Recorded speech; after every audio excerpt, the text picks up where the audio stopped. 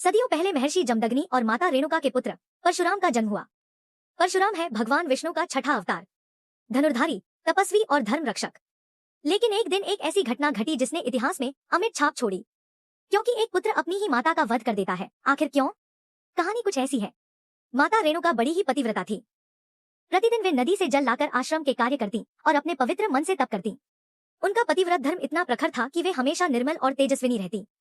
लेकिन एक दिन जब वे नदी पर जल भरने गईं, तभी उनकी दृष्टि पास ही एक राजकुमार पर पड़ी, जो अपनी पत्नियों के साथ क्रीड़ा कर रहा था।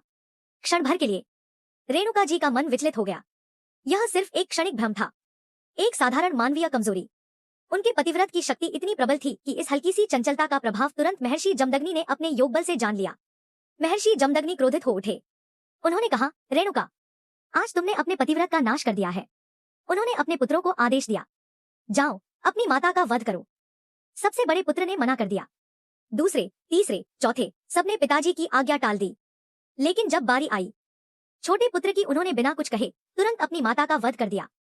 जी हाँ, यह वही परशुराम थे, जिन्होंने सिर्फ पिता की आज्ञा का पालन करने के लिए अपनी ही माता को मार दिया।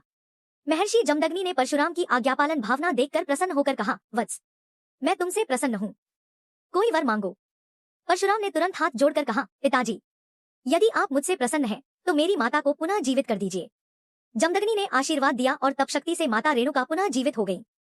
और इस प्रकार परशुराम ने यह सिद्ध कर दिया कि उनके लिए गुरु और पिता की आज्ञा सर्वोपरि थी। यह कथा हमें सिखाती है कि परशुराम सिर्फ एक योद्धा नहीं थे, बल्कि आज्ञा पालन और धर्म पालन के प्रतीक भी थे।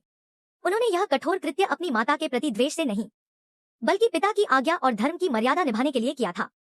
परशुराम की कथा आज भी हमें यह सोचने पर मजबूर करती है कि कर्तव्य और भावनाओं के बीच चुनाव कितना कठिन होता है।